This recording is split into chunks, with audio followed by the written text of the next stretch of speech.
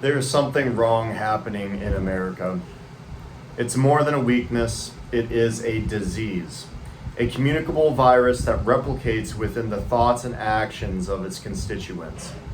It is disseminated from the highest levels of our political, creative, and educational systems. Our leaders are fearful, lazy, and entirely mediocre. They advocate hedonism as a means by which to escape the nihilism that has corrupted the American soul to a point where we cannot identify a clear purpose for our existence. Overdose is the leading cause of death in people under the age of 45. But the common person is risk averse to the point of pathology. This mindset of scarcity is antithetical to the American dream. A quiet and stepwise ideological subversion has occurred. We are eating away at ourselves from the inside out. This is an exploration of the greatest disease of post-industrialized society, the emasculation of Western man. The archetypical American man is a gentle, heroic patriarch. Educated and industrious, this self-made man is both capable and reserved. He fearlessly embraces the burdens of responsibility, confronting death as an equal. He is stoic, compassionate, and Christian. He has endured hardship, solved vast problems, and adapted to a changing environment. And he is also completely dead. Isabel Patterson wrote in her landmark 1943 defense of personal liberty and capitalism, The God of the Machine. She said, "Right now it is a terrible thing to be a rugged individualist, but we don't know what else to be except a feeble non-entity. It's our adaptability in conjunction with our social nature and high capacity for learning and language that has allowed us to create an industrialized society that now relies upon complex hierarchical systems of government and economic activity to provide sustenance, housing, and livelihood in a purely interconnected sense. This, in turn, has led to a vastly different day-to-day landscape than the one we are most genetically adapted to deal with." This is to say that the modern American man does not exist in a vacuum. He exists alongside his community and relies on others for everything from the produce that he himself cannot produce, the meat that he cannot hunt, and the water that he cannot source, as well as the technology and resources he needs to continue living his life in such a way. In return for this, he provides services and provides goods within large networks of interreliant economies. They say that strong men create easy times, easy times create weak men. And I am afraid now that weak men are creating a new, different kind of hard time. In Thus Spoke Zarathustra, Friedrich Nietzsche, I hope I'm saying that right, I never know how to say that. Friedrich Nietzsche contends with the idea of late-stage Western society in his depiction of the last man. He is tired of life, takes no risks, and seeks only comfort and security. Therefore, the last man is unable to build and act upon a self-actualized ethos. Another one I don't know how to pronounce. I wrote this a while ago. Our society is not unlike the one described in Thus Spoke Zarathustra. It is bereft largely of the mortal dangers that would require capable and dangerous men to defend. Man has lost his sovereignty and his masculinity. What's more, pornography addiction is absolutely rampant, and social media apps are plastered with hypersexualized images being broadcasted to young people and even teenagers and children. This leads to an increased desensitization and demoralization of the youngest generation, further promoting hedonism and dissociation from real in-person sexuality. We all live inside of a boxed-in, feminized world, slaves to our bosses and to their bosses and their bosses and the politicians and policemen and the nameless and faceless government officials that control our lives. Any attempt to break free from the system is met with distrust at best and litigation and violence at worst. Has capitalism failed us? Our archetypical American hero is nowhere to be found. Where have you gone, Joe DiMaggio? Our nation turns its lonely eyes to you. Have the principles that our society is based upon left us stranded and for dead in a world with unprecedented challenges based on our incredible social and economic proximity? In an increasingly egalitarian society, it's commonplace to ostracize those who disturb the current order of our normal paradigms. But this is something that creatives and intellectuals need to do every day. They seek to challenge and redefine our perspectives on the world in order to elicit a greater understanding of our environment and challenges so that we can arise with novel ways of addressing those challenges.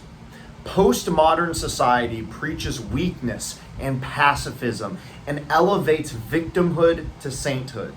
The result is a slave morality, a mindset of obedience, patience, and compliance. This process is enforced by the institutions of higher education, as largely egalitarian and group-centric parties have invested enormous amounts of money into both gatekeeping economic prospects from being viable without an increasingly expensive and lengthy process of higher education, and enforcing a closed set of narratives upon this funnel of impressionable students that condition them to accept everything they hear in these places of higher education as absolute truth.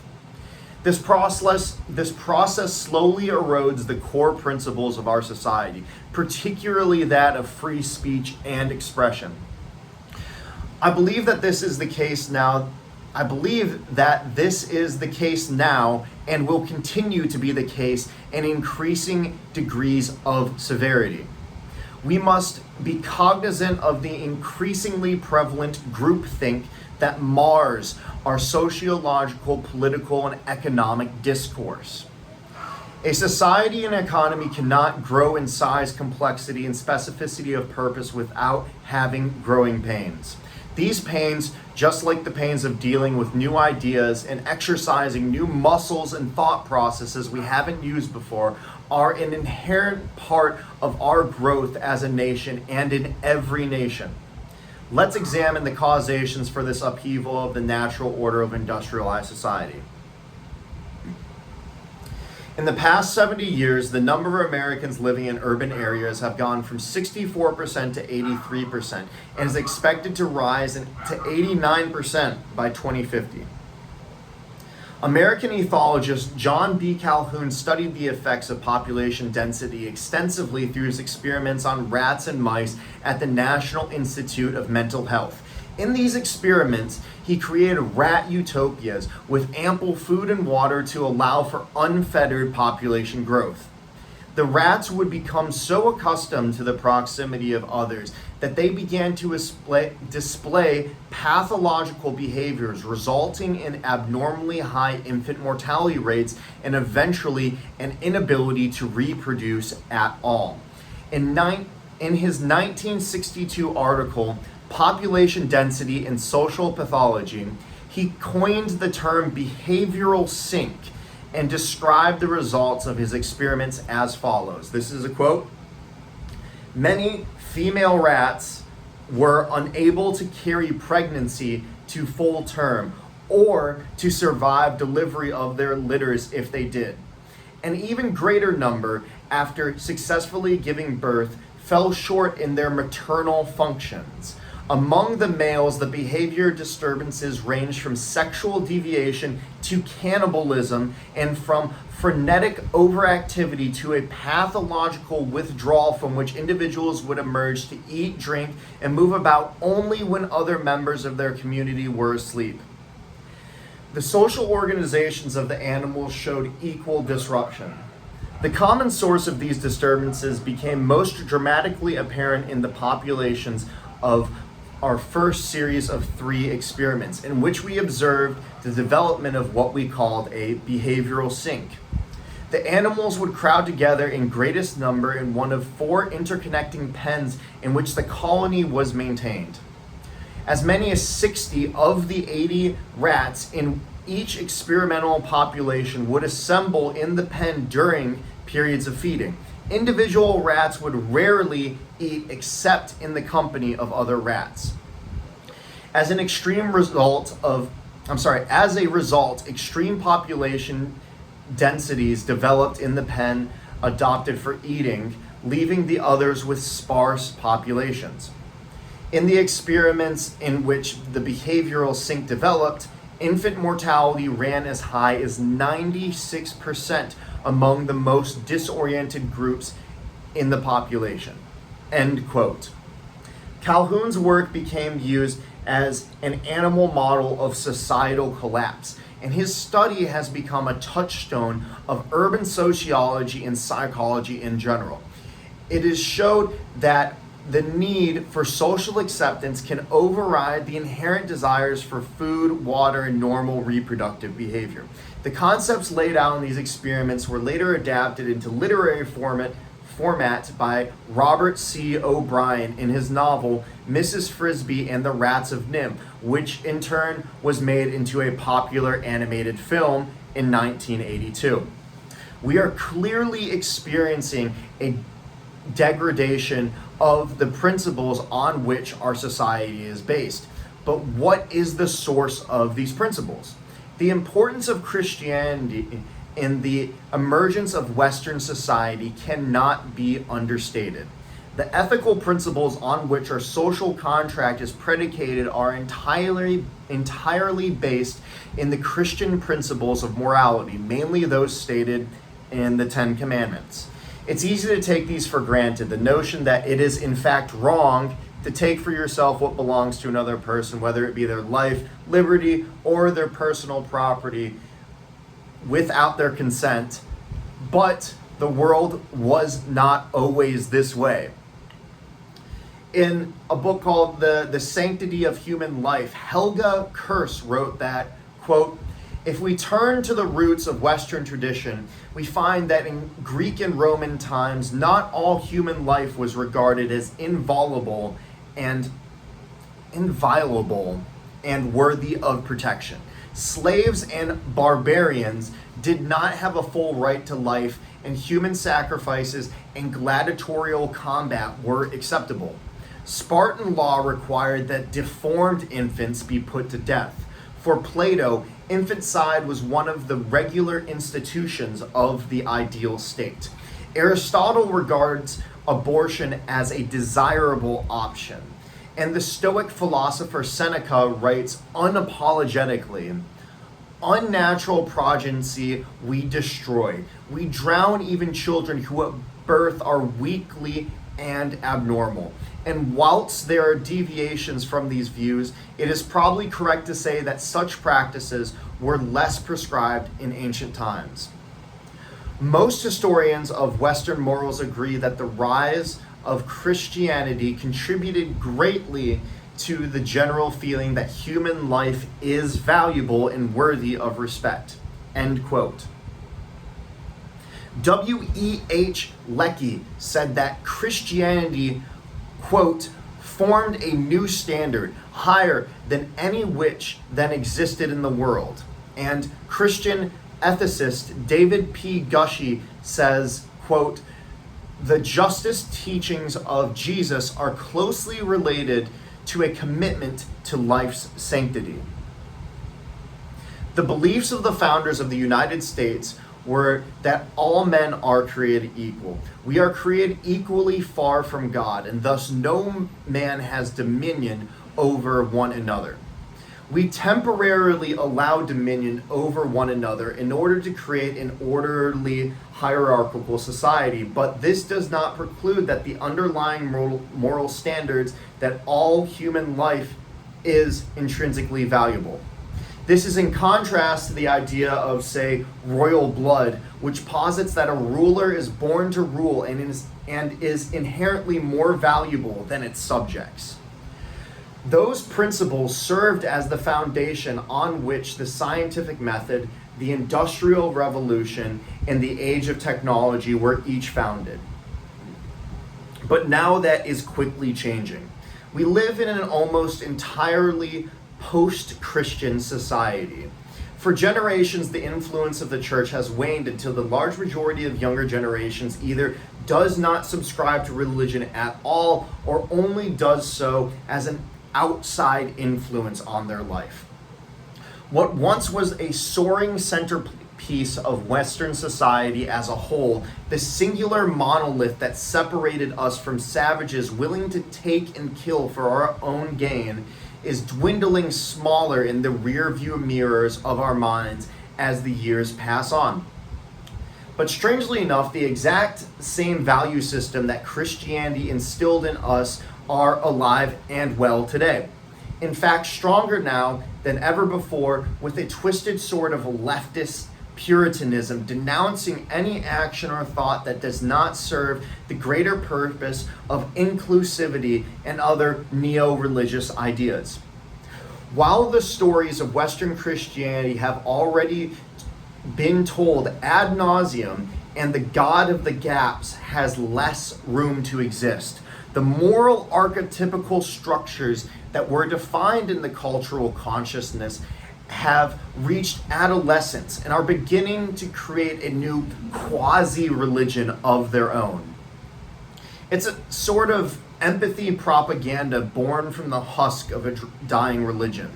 Ironically, the same people that most strongly enforce these new sets of rules are the most staunch atheists and religious deniers.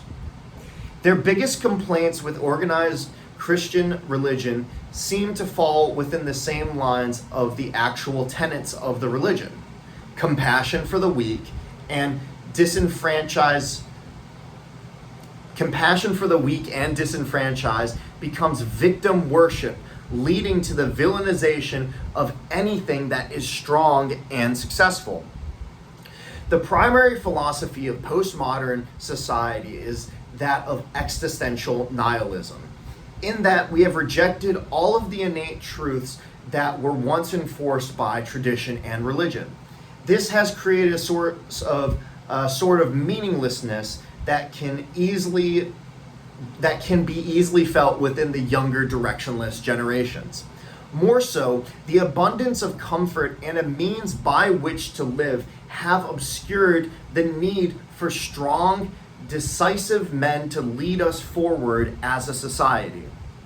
Our suffering is not that of death and physical pain, but the existential pain of a ship lost at sea. What's more, we've lost faith in the afterlife, and this in turn amplifies the suffering of modern life because there's no heavenly salvation to comfort us. So now, not only we have lost the foundation for the moral principles that underscore our society: thou shalt not murder, thou shalt not steal, thou shalt not lie, thou shalt honor thy father and mother, but in its place we have a deep existential crisis in which no one can really answer who we are and what is the meaning of life.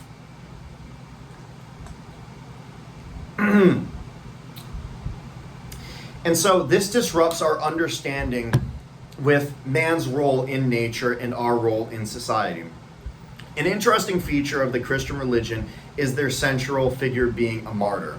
Furthermore, many of their saints were killed.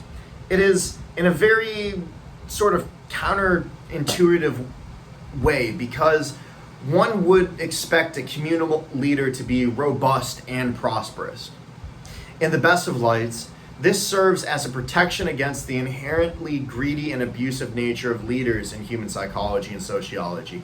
By emphasizing the principles of humility, we seek to create a system in which those in power consider the well-being of the governed.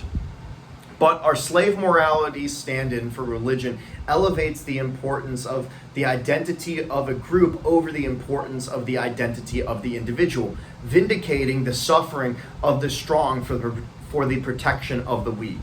This is something that is carried on into the feminized, postmodern, Western leftist societal zeitgeist. The equation of success and high economic standing with exploitation and abuse of others in society. This, of course, could not be less true. Imagine a person that provides services to society. Maybe he mows lawns, maybe he fixes cars, and in return for those services, he provides for others. He asks for something in return, maybe some food, clothing, or shelter. Now, suppose that it's the case that society values what this person provides. Maybe it's because the society really needs these things, or maybe it's because there's very few people that can do this. But for whatever reason, society places a great value on the things that this person contributes. Now, let's say that society places a low value on the things that he asks for in return. Perhaps that's because these things are easy to produce, or they have a lot of them just laying around. We would say that this person is someone we would like to have in our community. He contributes more to society than he takes. Now take this person and superimpose a monetary system on top of him. Now, instead of doing things for societal resources, he does things in exchange for money and uses the money to provide resources for others. Because society values what he has to offer more than they value what he asks for in return, he accumulates dollars. In this way, they are contributing via free trade to the livelihood of others. This is the basis of our voluntaristic economy. We need to uphold the principles of the free market as our society shifts its value system. We also need to uphold a free exchange of ideas and viewpoints so that rational existentialism can prevail over nihilism and groupthink. The breakdown of traditional values is indicative of a decline in society towards collapse. Historically, societies become obsessed with hedonism, sexuality, and radical ideological systems right before they completely collapse. If America doesn't change course, these fundamental changes in our cultural values could lead to the degradation of our infrastructure, the collapse of our economy, and the destruction of our nation. In a postmodern society, we are given the impossible task of self-actualizing inside of a world that is designed to keep us inside of a strict set of behavioral conditions.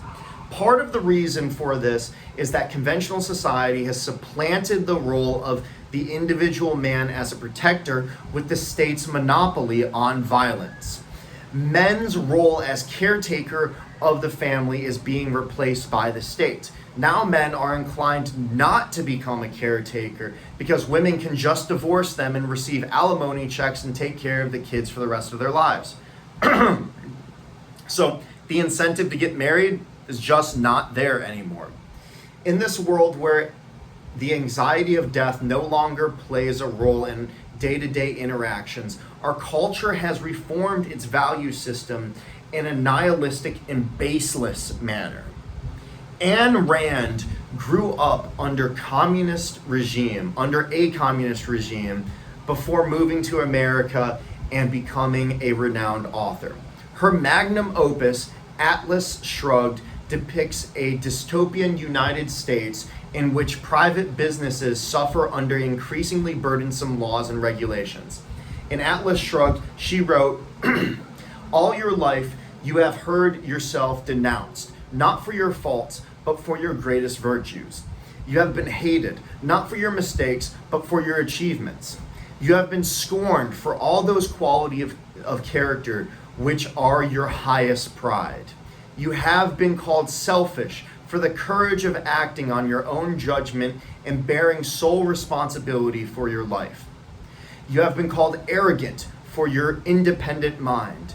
You have been called cruel for your unyielding integrity. You have been called antisocial for the vision that has made you venture upon undiscovered roads. You have been called ruthless for the strength and self-discipline of your drive to your purpose. You have been called greedy for the magnificence of your power to create wealth. You, who've expended an inconceivable flow of energy, have been called a parasite. You, who've created abundance where there had been nothing but wastelands and helplessness, starving men before you, have been called a robber.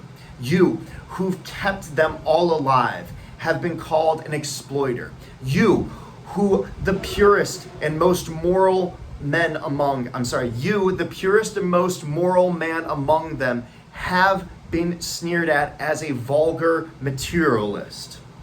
Have you stopped to ask them, by what right, by what code, and by what standard? End quote. It is not our natural duty as men and women to act as individualists Is it not our natural duty as men and women to act as individualists striving for greatness and success for our own families and communities? This brings up the issue of altruism versus individualism.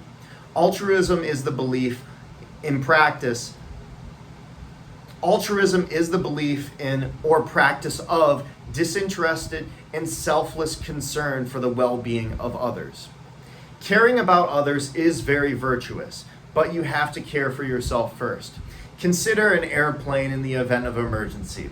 When oxygen masks fall, one should secure the mask to one's own face before helping others, lest one goes unconscious and everyone dies.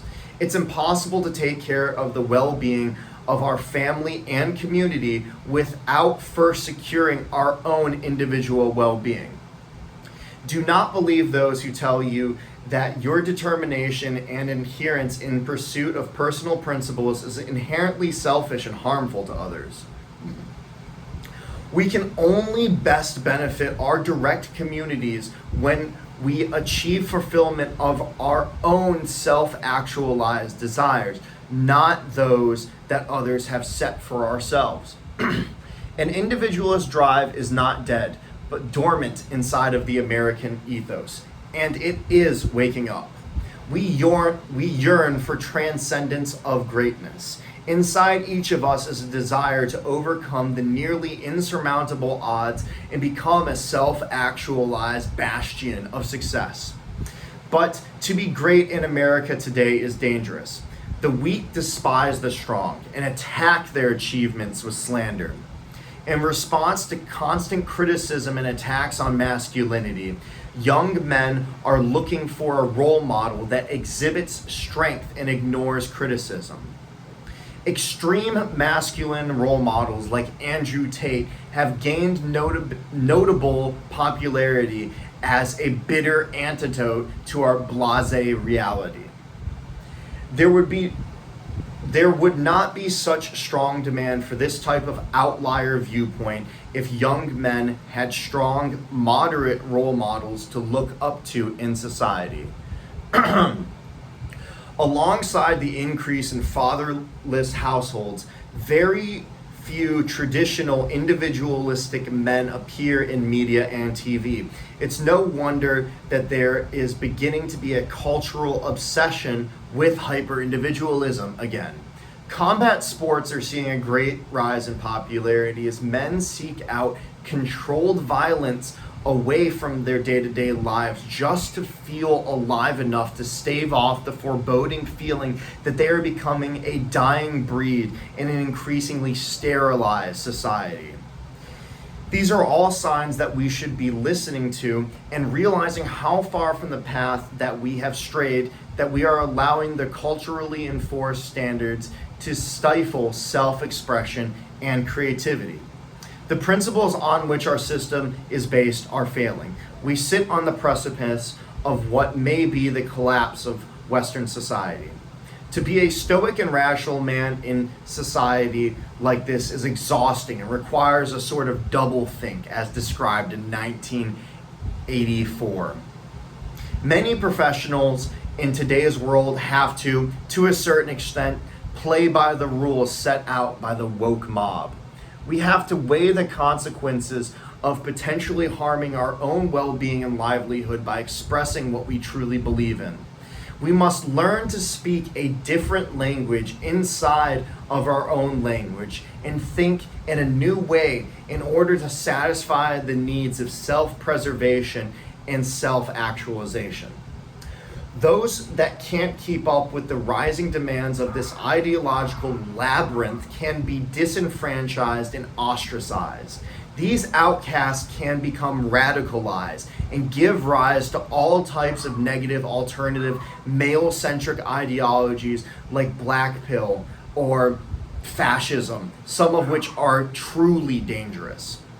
But even the less dangerous and more positive thought leaders can be pushed into this category and conflated with violent extremist ideas, making it increasingly difficult for men to understand their place in the world and latch onto an idea that truly defines them as a person and a path forward into a rewarding role inside of the family unit. Men's role in society is being removed, and thus men are searching for purpose. And in this search for purpose, they are moving to more extreme beliefs. The protector instinct becomes suppressed and discarded because of the state's monopoly on the use of force. This is the origin of violent outbursts. The provider role has been inverted into a heavily self-centered role. I just want money. I just want to buy luxury items and live a hedonistic lifestyle. Isn't this the type of thing you see from male celebrities on YouTube and social media, paying for expensive vacations, buying luxury cars, and showing off their hedonistic lifestyle full of women and exotic pleasures? Or when men can't provide, they simply give up. They get a mindless job, go home, sit and play Xbox for 20 hours. This is the last man, and he does nothing to advance society or himself. The GDP of nearly every first world country in the world continues to rise while the cost of living reaches unmanageable levels in relationship to the per capita income. As early as 2012, there were nationwide protests into our top banking systems and how they've managed the highest levels of our economies. There's no doubt that high level fraud and defaming of the American people occurs every day in order to pad the bottom line of those who have the influence and power to do so. And those same corporations and leaders are in bed with the politicians today now that have more government regulation than ever. Ever since FDR's New Deal, the federal government has ballooned in size. There are now more Americans employed by government than the entire manufacturing sector in America. Our federal government's yearly budget is more than 30% of the GDP of our entire country. Farmers receive more money in government subsidies than they did in selling their crops in the marketplace. In short, farmers now produce for the government, not for consumers in the United States. This is not the world that the founders of our country had imagined and set up in our Constitution. Mental illness in the form of generalized anxiety and depression seems to be almost universal within the younger generations. This is a symptom of the overwhelming existential dread that they feel knowing that the economic and cultural cards are stacked unanimously against them. Societies in the past exhibited some of these systems directly before their imminent collapse. An obsession with vices and self-isolation and a rejection of traditional time-tested values that kept our society afloat. It is only when the streets begin to crumble and pipes break, when the electrical grid fails and food becomes too expensive to buy, we have to eat insects and things that come from plastic tubes. It is only when we are crammed into camps like slaves and prisoners that we will realize we cannot eat this fake fucking money. And by then, it will be too late. We will have destroyed those who tried to warn us of the truth and keep us from perpetuating the conditions that allow this to continue for too long. And that is my lecture, and it is titled The Last American Man, Emasculation of Western Society. I wrote this for another channel. I was going to record it as a video essay with a bunch of editing on a nice microphone. Just never did it, never bought the microphone, and now you guys get it. Hope you enjoy it. Let me know what you think. I love you, seriously. And this is a negative thing. This is a very critical take of society. But I want to remind every one of you that we live in the highest standard of living that the world has ever seen, whether that's in the United States or basically anywhere in the world, is we are seeing more economic prosperity, we're seeing longer lifespans, we're seeing great advances in medical technology, in every field of technology, we're seeing huge advances in communication, we're seeing the world largely move away from poverty. You know, I say all these negative things, but the United States has moved more people out of poverty in the last 20 years than ever before in society. Now we have this thriving middle class and upper class in many societies that comprise a really, really large portion of the demographic. So there are a lot of really good things going on. Now, me personally, I moved out of the United States because there's just something weird with the culture. And I know, it depends state to state, region to region, friend group to friend group, whatever, network to network. But I saw that there's something wrong, like deep inside of people's psyche. And I've been trying to put my finger on it. And I don't want to be overcritical. I always want to be positive and look towards the solution. And I think the solution is that we have to be cognizant of what's going on, and we have to reject some ideas that are progressive and changing in society, and we have to realize that change and progression from idea to idea is not always necessarily good. And this is a cautionary thing. But I ultimately believe that the United States is the best country in the world, probably the best country that has ever existed in the world by a very large margin. I think that the Constitution was beautifully written by our founders, and I think that we are on the path towards a more righteous and prosperous future in the United States and in almost every part of the world, with a few very large exceptions. And I think that is the case, but we as leaders of our society and our communities need to be aware of the threats and challenges that are out there.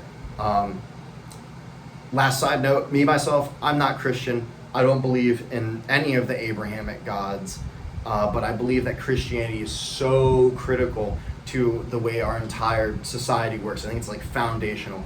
And almost every piece of morality and like belief system I have about the way the world should work comes from Christianity. I also do actually believe in God. I believe that there is this thing that is the universe. It is, and it is everything, and it is good, and it is love, and it is this overwhelming positive force. I also believe that there are a lot of ways to view the world and a lot of gods or ideas that you can choose to bring into your life, and that we need to be very intentional that the ideas and the idols that we choose to worship are ones of rationality, positivity, creativity, love, acceptance, and togetherness. That's it. Keep it real, keep it fresh, keep it breezy, G-easy. Peace.